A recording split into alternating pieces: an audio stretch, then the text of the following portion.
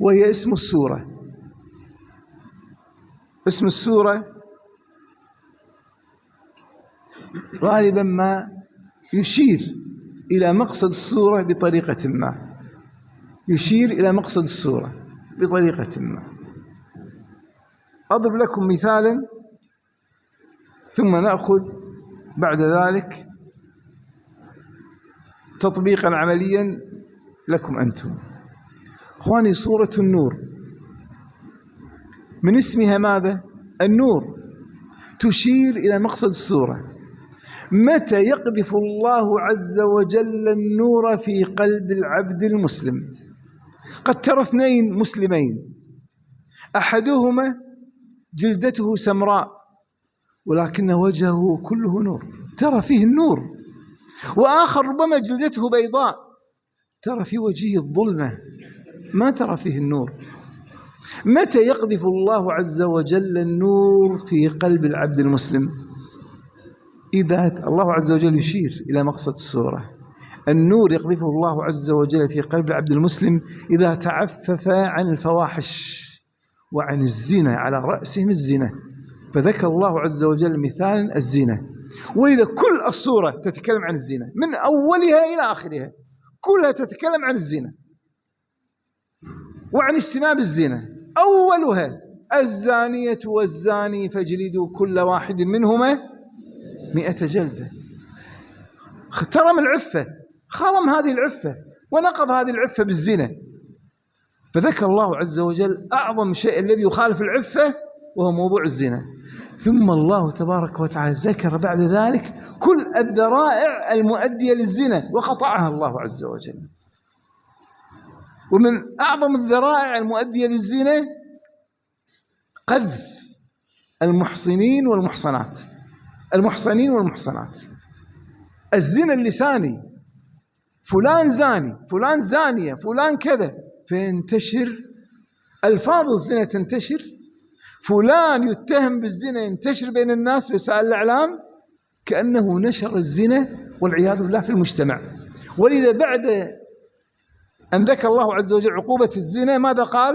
والذين يرمون المحصنات ثم لم يأتوا ب4 شهداء فاجلدوهم 80 جلدة. هذا يؤدي إلى انتشار الزنا.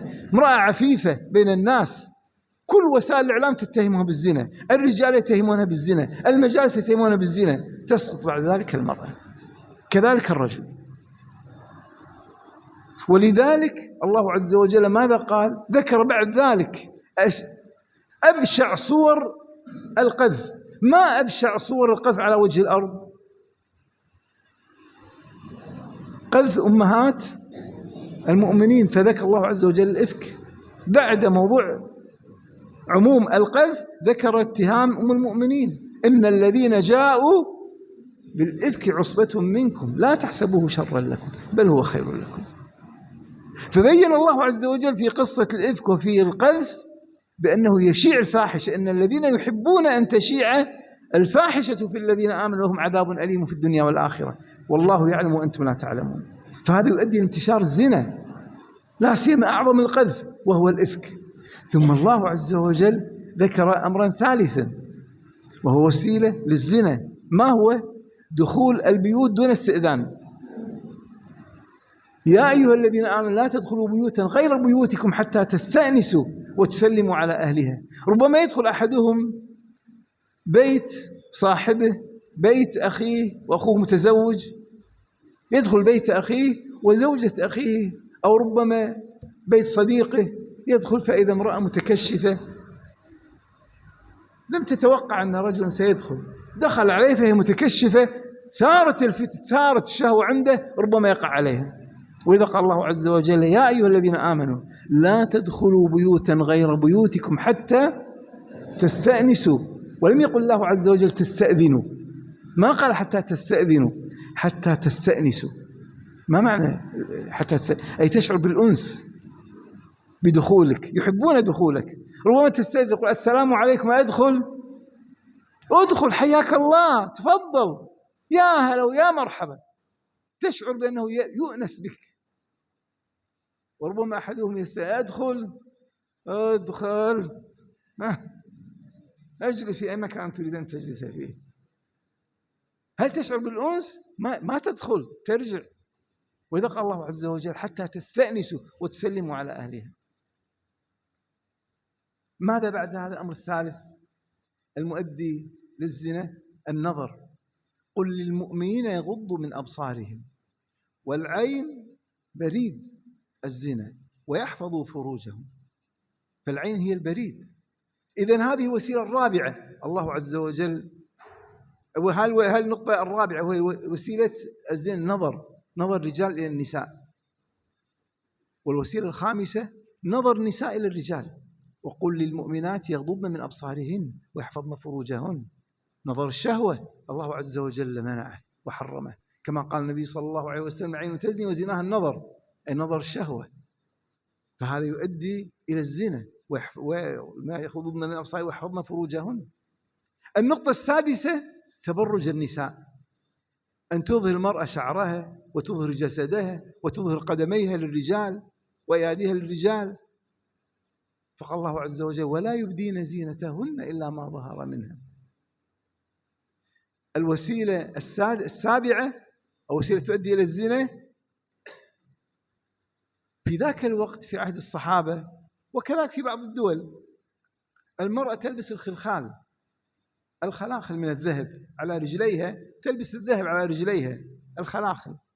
فربما يمشي الرجل الشاب وتمشي الشابة بقربه ولا يشعر بأن بقربه شابة، هي تريد أن تثير الشهوة فيه. فماذا تفعل؟ تضرب برجلها حتى يظهر صوت الخلخال، صوت الذهب، بأنها موجودة، شابة موجودة، انتبه لي، فينتبه لها. فقال الله عز وجل ولا يضربن بأرجلهن ليعلم ما يخفين من زينتهن.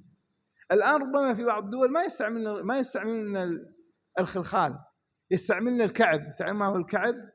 يسمونه هيل. هيل الخلخال موجود عندكم؟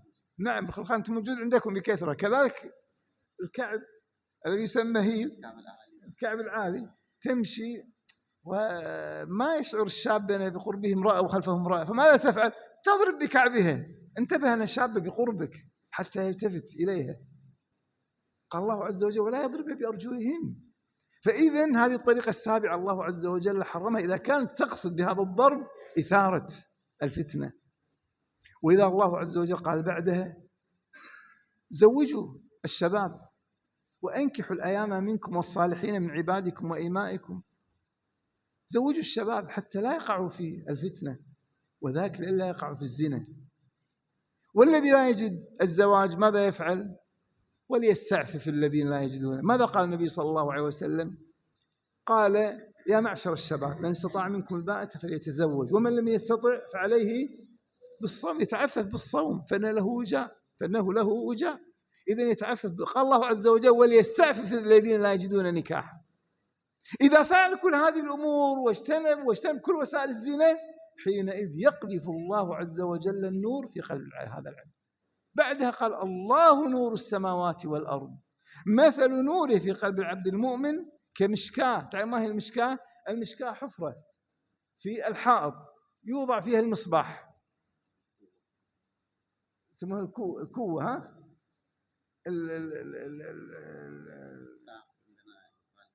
الطاق. نعم، في الحائط طاق، في الحائط كمشكاة، حفرة في الحائط يجعل فيها المصباح. قال الله عز وجل كمشكاة فيها مصباح. المصباح المقصود فيها الفتيلة. تعرفون الشمعة، فتيلة الشمعة هذه التي تضاء. المصباح في زجاجة. الله عز وجل أن يصف الزجاجة وحدها تتلألأ دون نور المصباح. الزجاجة كأنها كوكب يتلألأ في السماء دري، كأنه درة في السماء تتلألأ. يوقد من شجرة مباركة من زيت زيتون، زيتونة لا شرقية ولا غربية، يكاد زيتها يضيء ولو لم تمسسه نار. لو رأيت إلى الزيت تراه يتلألأ، دون نور تراه يتلألأ. هذا الآن نور الزيت ونور الزجاجة. فكيف إذا أضأت المصباح؟ اجتمعت لك 3 أنوار: نور المصباح ونور الزجاجة ونور الزيت، نور على نور، يهدي الله لنوره من يشاء ويضرب الله الأمثال للناس. فالله عز وجل ذكر كل الوسائل التي تجتنبها حتى يجتنب الزنا ليقذف الله عز وجل في قلب العبد المؤمن هذا النور. ثم الله عز وجل ذكر بعد ذلك ذاك الذي يتقلب في العشق من امرأة إلى امرأة، يعيش في ظلمات، من ظلمة إلى ظلمة والعياذ بالله، ولا يرتوي. ثم ذكر الله عز وجل الإشارة، وهو من يقع في مثل هذا الزنا، يغازل، يتوجه، يشاكس بنات الناس ويقع والعياذ بالله في الزنا. الله عز وجل كان يقول له: أنت يا فلان الذي أيها الزاني، إما زنيت بأم رجل أو بأخته أو بابنته أو بخالته أو بعمته، فإذا فعلت فيفعل بك. أنت لا، أنت إذا قيل لك لا تفعل قلت ما يضر. إذا دعوا إلى الله ورسوله ليحكم بينهم إذا فريق منهم معرضون وإن يكن لهم الحق. إذا زني بزوجته قال: لا أقيم عليه الحد. زني بابنته أقيم عليه الحد. زني بأخته أقيم عليه الحد. وإن يكن لهم الحق يأتوا إليه مذعنين. كيف أنت في البداية كنت تعرض، وعندما وقعوا في أهلك قلت أقيموا عليهم الحد؟ أفي قلوبهم مرض أم ارتابوا أم يخافون أن يحيف الله عليهم ورسوله بل أولئك هم الظالمون. ثم الله عز وجل بين بأنه أمور لا تخالف العفة وليست ضد العفة. ما هي؟ الأطفال لا بأس أن يدخلوا دون استئذان إلا في أوقات 3: الفجر والظهر وعند النوم في الليل، ولا لو دخلوا في كل وقت هذا ما يخالف العفة. أما الرجال يستأذنون في كل وقت، أما الصغار لا بأس، مع الموالي العبيد لا بأس. ثم الله عز وجل بين بأنه لا يخالف العفة كذلك القواعد من النساء. وإذا الله عز وجل ذكر فيما يتعلق بالأطفال: ليستأذنكم الذين لم يبلغوا الحلم، ليستأذنكم الذين ملكت أيمانكم والذين لم يبلغوا الحلم منكم في 3 مرات. فالله عز وجل بين بينها لا يخالف الزنا. كذلك القواعد من النساء: امرأة عمرها 90 سنة لا يزنى بها، من الذي يشتهيها؟ عمرها 90 سنة لا بأس أن تكشف عن شيء من شعرها وشيء من يديها. والقواعد من النساء اللاتي لا يرجون نكاحا فليس عليهن جناح أن يضعن ثيابهن غير متبرجات بزينة وأن يستعففن خير لهن. لو كشفت عن شيء من شعرها شيء من يديها لا بأس، لا يخالف العفة التي ذكرها الله عز وجل في البداية: لا يبدين زينتهن إلا. أما الكبيرة في السن لا بأس. كذلك ليس على الأعمى حرج ولا على الأعرج حرج ولا على المريض حرج. الأعمى حرج، ربما بعضهم أعمى ويلبس في ذاك الوقت الإزار، يلبس الإزار، وعندما يجلس ربما تظهر عورته ولا يشعر بأن حوله أحد يرى عورته، لا يظهر له بأن عورته قد ظهرت. هذا لم يقصد، لا يخالف العفة إذا لم يقصد. ولا على الأعرج حرج. ما هو الأعرج؟ أعرج كذلك يلبس إزارا، إذا أراد الجلوس ما في كراسي في ذاك الوقت يجلس على الأرض، فإذا أراد الجلوس يمد رجله بطريقة حتى يجلس، ربما تظهر عورته، هو بسبب كونه أعرج لا بأس. إذا لم يقصد ولم يتعمد لا بأس، لا يخالف العفة. ولا على المريض حرج، لا يخالف العفة لو ذهب المريض إلى الطبيب وكشف عن عورته بسبب مرض في عورته، يكشف عن عورته ليس عليه حرج، لا يخالف العفة. لكن في غير هذا يخالف العفة. ولا كذلك من دخل بيت أبيه بيت أمه وأكل هذا لا يخالف العفة. انظروا الصورة كلها تتكلم عن العفة. متى يلقي الله عز وجل النور في قلب العبد؟ إذا تعفف. بينما الذي لا يتعفف في وجهه ظلمة. يقول أحد الصالحين: كنت يوميا أدخل على عثمان بن عفان رضي الله عنه، وعثمان بن عفان هو الخليفة ويمكث في المسجد، فيأتيه يوميا يقول: أخرج يوميا أمر وأدخل المسجد أسلم عليه فيرحب بي ويهل بي. في يوم من الأيام يقول: خرجت من بيتي وأنا في الطريق رأيت جارية شابة فالتفت إليها وأخذت أنظر إليها، أعجبتني إلى أن دخلت بيتها، فأكملت طريقي، مشيت مسافة إلى أن وصلت المسجد. دخلت على عثمان في المسجد أتوقع أن يرحب بي، رآني، فعندما نظر إلي نكس رأسه قال ما بال أحدكم يزني في الخارج ثم يدخل علي؟ قلت سبحان الله، هل نزل الوحي على أحد بعد رسول الله؟ هل وحي على أحد بعد رسول الله؟ كيف؟ رأى في وجهه ظلمة، يوميا يرى في وجهه النور، اليوم رأى ظلمة فيه.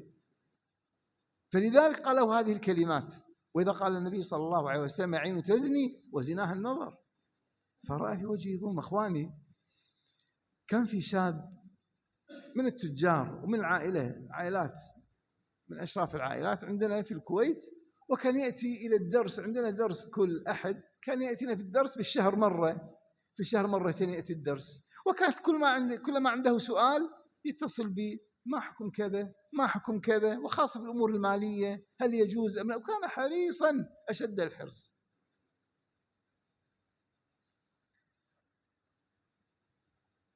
وأهله بشرتهم بيضاء، أما هو كنت أرى بشرته سمراء، كنت أتعجب. أهله كلهم بشرتهم بيضاء إلا هو، وسنوات مستمر معنا. في سنة 91 1991 92 كنت أتيت إلى الدرس أنا متأخرا، كان في شيخ يلقي الدرس وأنا أتيت متأخرا. وكان الشيخ عندنا الديوان أو المجلس على شكل مستطيل، الشيخ يجلس هنا في المنتصف، وهنا مقاعد وهنا مقاعد.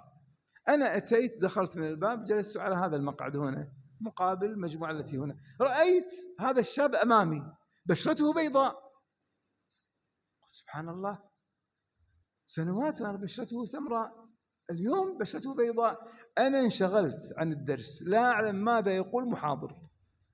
فكري الآن مع هذا، كيف أصبحت بشرته بيضاء؟ هل غير جلده؟ ما تصبح بشرته بيضاء يغير جلده. وأنا أفكر ما الذي حصل. بعد الدرس سلم علي، قال يا شيخ ممكن لحظة أريد أن أجلس معك. تفضل. جلسنا في الخارج. قال ما رأيك في أنا؟ قلت ما شاء الله أنت من خيرة الناس، والنعم فيك من خيرة الناس. قال أنا أخبرك عن قصتي. قلت وما قصتك؟ قال أنا شاب وأنا مشترك في النادي البحري. عندنا في الكويت النادي البحري شباب وشابات يشتركن في النادي البحري، في حمام سباحة، يسبح النساء مع الشباب مع الشابات مع بعضهن في الحمام، والعياذ بالله حمام السباحة. يقول يوميا أتعرف على شابة وأكون معها علاقة، وأخبرها بأني سأتزوجها إلى أن أقع في الحرام ثم أتركها، ومن واحدة إلى واحدة. والكل يتمناني، أنا ابن عائلة شريفة وصاحب مال وإلى آخره، الكل يتمناني. في يوم من الأيام تعرفت على شابة ليست جميلة وليست بنت عائلة ولا عندها أموال ولا شيء من هذا. فجلست معها نفس القصة ووعدتها بالزواج إلى آخره، إلى أن وقعت عليها، ثم بعد ذلك تركتها. بعد ذلك أتتني قالت متى تتقدم للخطبة حتى تتزوجني؟ قلت ماذا؟ قالت حتى تتزوجني وأنت وعدت. قلت أنا أتزوجك أنت لست جميلة، أنت لست كذا، لست ابنة عائلة، ليس ما عندك أموال. قال ما تركت شتيمة ولا سبة إلا وسببتها بها، فتركتني تبكي. قلت قبل لك عشرات بكين ما أثر بي. قال بعد ذلك كلما أتيت إلى النادي البحري ورأيت مجموعة، هي في هذه المجموعة أسلم، الكل يرد إلا هي تغادر هذا المجلس تماما. عندما آتي تغادر، أمر عليها أسلم ولا ترد علي السلام، وأنا كل يرد علي السلام، حتى الفتيات قبلها كنا يردنا عليه السلام. ما يعني. يقول بل تغادر النادي مباشرة، بدخول النادي تغادر النادي مباشرة. يقول احترق قلبي يوميا وقلبي يحترق، إلى أن تعلقت بها، أحببتها، أتصل بها ما ترد علي. قال احترقت، فاتصلت بأمها قلت يا خالة إني أريد أن أتزوج ابنتك فلانة. قالت من أنت؟ قلت لها فلان. قالت أنت فلان؟ قلت أجل. قال أنت الذي ماذا فعلت بابنتي؟ سببتها وشتمتها وفعلت بها وفعلت بها. الآن قلت أنا مخطئ، الآن سآتي بالشيخ ليعقد علينا النكاح على ابنتك. قالت سأخبرها بهذا. قلت أخبريني اليوم. قالت إن شاء الله. انتظرتها ما ردت علي، غدا ما ردت علي، بعد غد ما ردت علي، بعد أسبوع اتصلت بي قلت يا خالة ماذا حصل؟ ما اتصلت بي؟ قالت ماذا أقول لك؟ قلت لابنتي. قالت يا أمه أغلقي بابه، لا أريد أن أسمع، لا أريد أن أسمع ذكره ولا اسمه، لا تفاتحي لي، لا تفتحي لي هذا الموضوع. قلت ماذا أقول لك؟ أستحي أن أتصل بك وأقول هي رفضت. قلت كيف؟ أنا متعلق بها، أخبريها. قالت ما كيف؟ قلت الآن آتي وأعطيها شيك على بياض كما يقال. هي تكتب كم تريد من المهر، تريد 1,000,000 كويتي، 2,000,000 دينار كويتي، 3 ملايين، تكتب ما تريد من المال. والآن آتي بالشيخ ليعقد علينا، أنا صادق. قالت أحاول. قلت يا خال أخبريني اليوم، أنا ما أستطيع، ما أشتهي الطعام. انتظرتها ما اتصلت بي. بعد ذاك بعد أسبوع قلت يا خالة ما لك؟ ما اتصلت بي؟ قالت ماذا أقول لك؟ فتحت ابنتي. قالت يا أمه أتحبيني؟ قلت أجل. قالت يا أمه والله يا أمه أقسم بالله الذي رفع السماوات وبسط الأرض، إن ذكرت اسمه بعد اليوم والله لن تريني إلى أن أموت، والله سأغادر المنزل ولن تريني بعد هذا اليوم إلى أن أموت إذا ذكرت اسمه بعد هذا اليوم. يا أمه لا تذكري لي اسمه. قال فأغلقت الهاتف. سقطت في نفس اللحظة. يقول أنا سقطت على الأرض في نفس اللحظة. أخذوني إلى المستشفى. مكثت 3 أشهر وأنا لا أكل ولا أشرب إلا عن طريق الدريب، عن طريق السكر والجلوكوز. أتتني أختي وهي من الدعاة، من الداعيات، قالت أما تستحي على وجهك؟ يوميا أنت على هذا الأمر، على الفسق والفجور؟ أما تخشى أن تلاقي الله عز وجل على فجورك؟ اتق الله، توجه إلى الله، تب إلى الله ما أنت عليه. قال فعاهدت الله. قلت اللهم أني أعاهدك إن شفيتني والله لن أقدم على مثل هذا الطريق بعد اليوم. قال فشفاني الله. فأخبرت بما حصل فتبسمت. قال يا شيخ ما لك تتبسم؟ أنا أقول لك هاي القوة تتبسم. قلت أنا مكثت سنين وأنا أتساءل، بشرتك سمراء وأهلك بشرة بيضاء، اليوم رأيت بشرتك بيضاء، كنت أتساءل ما السبب؟ عرفت الآن السبب. هذا النور قذفه الله عز وجل في قلبك بعد الظلمة التي كنت أنت فيها، أو كظلمات في بحر لجي يغشاه موج من فوقه موج من فوقه سحاب، ظلمات بعضها فوق بعض إذا أخرج يده لم يكد يراه، ومن لم يجعل الله له نورا فما له من نور. قلت الآن عرفت السبب. إذن اسم السورة يشير إلى مقصد السورة.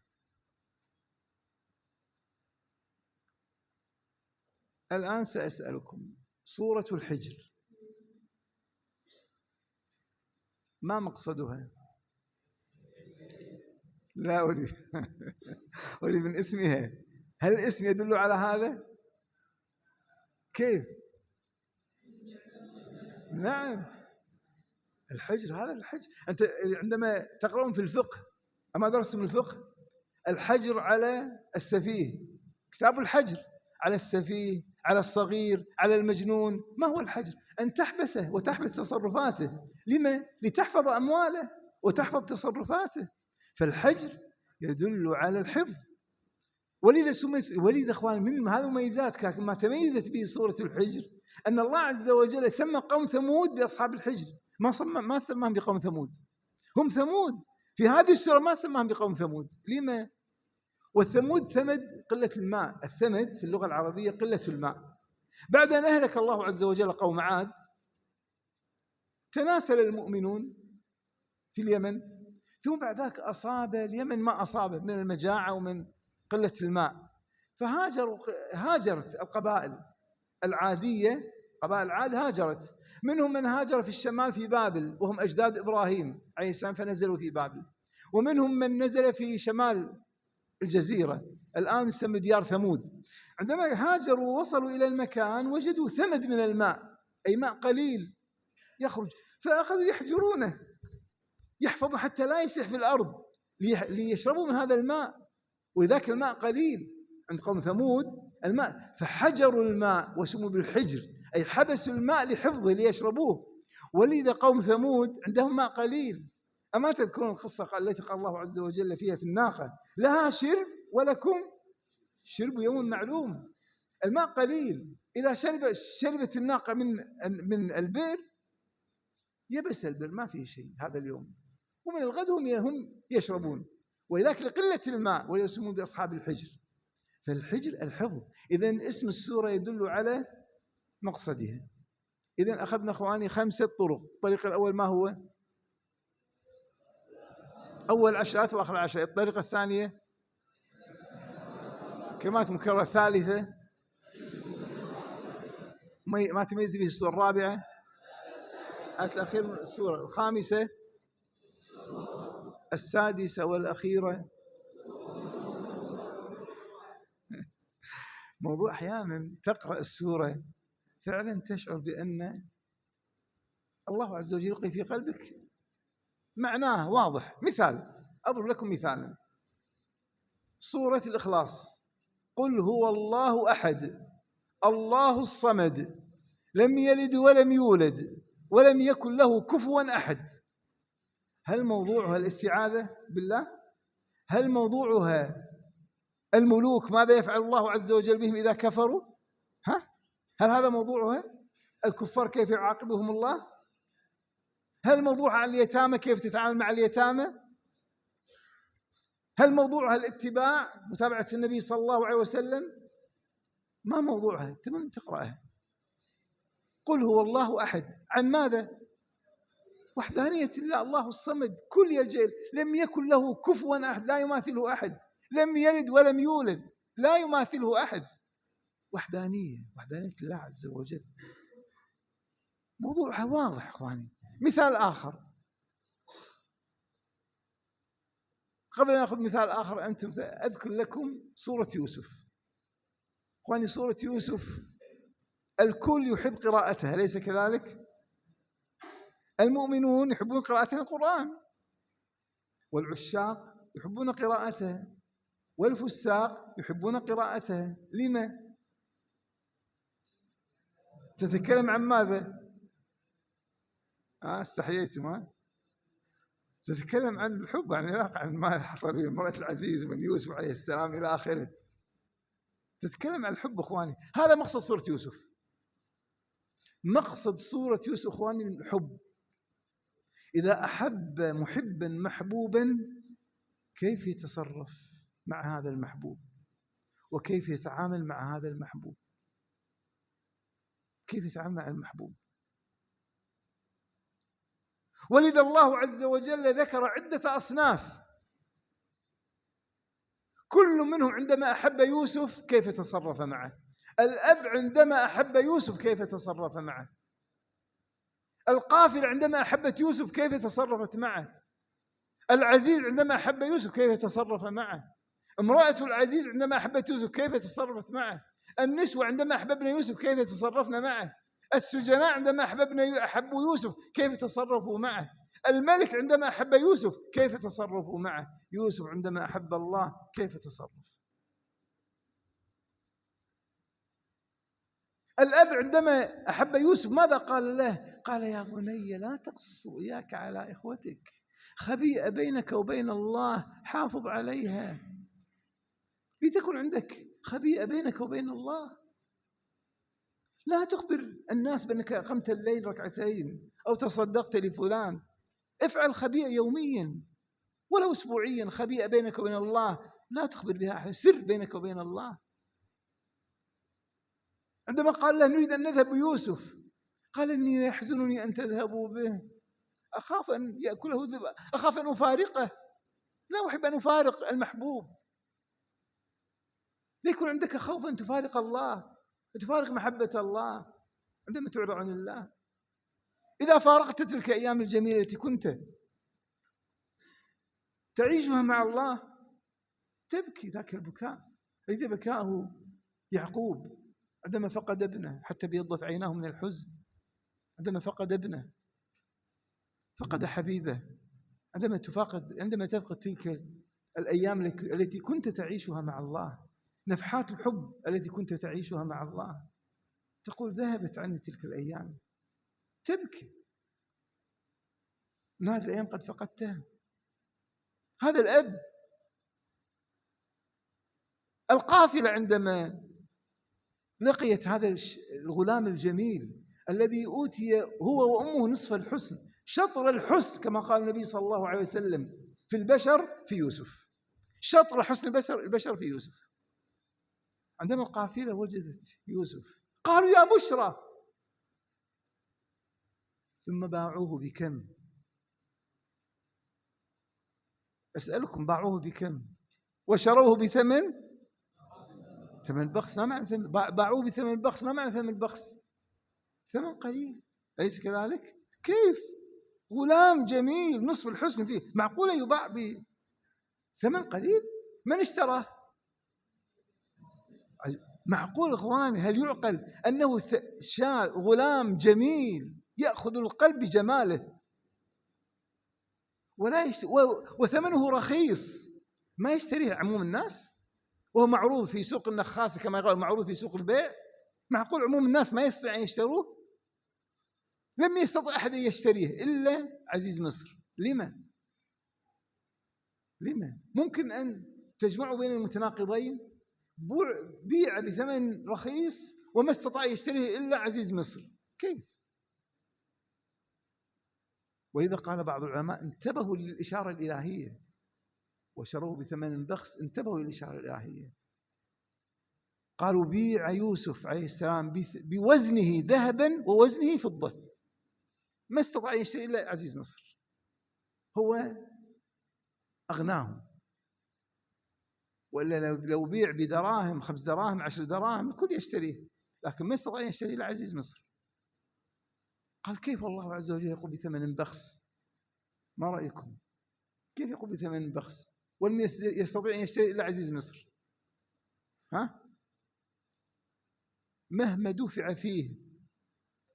دفع فيه فهو ثمن بخس. كان الله عز وجل يخاطب قريشا لا تبيعوا رسول الله بثمن بخس. فالآن القافلة عندما أحبت يوسف ورأته بأنه يساوي باعوه بثمن كبير، أي يعني أخذوا فيه أثمان كبيرة. عندما أحب عزيز مصر يوسف ماذا قال؟ أو نتخذه ولدا. عندما أحبت امرأة عزيز يوسف ماذا فعلت؟ تجملت له وحاولت أن تكسب قلبه وأن تكسب حبه. النسوة ماذا فعلنا؟ كذلك الملك عندما أحب يوسف ماذا فعل؟ قال ماذا تريد؟ قال اجعلني على خزائن الأرض. قال أنت على خزائن الأرض. حقق له ما يريد. السجناء عندما أحبوا يوسف نادوه إن نراك من المحسنين. عندما دخل الأب مع الأم، أم يوسف مع أبي يوسف مع الإخوة على يوسف بعد أن أصبح عزيز مصر، والإخوة دخلوا عليه وسجدوا له، اكتملت الفرحة. أخواني اكتملت الفرحة، وأخواتي اكتملت الفرحة. عندما يفرح أحدنا يجلس في بيته، عندما يحصل على امتياز، تخرج بامتياز، يذهب البيت وينام أم يذهب إلى أصحابه ويبشرهم، يجتمع معهم؟ أسألكم أنا، يجلس في بيته ينام وحده أم يجتمع مع أحبابه؟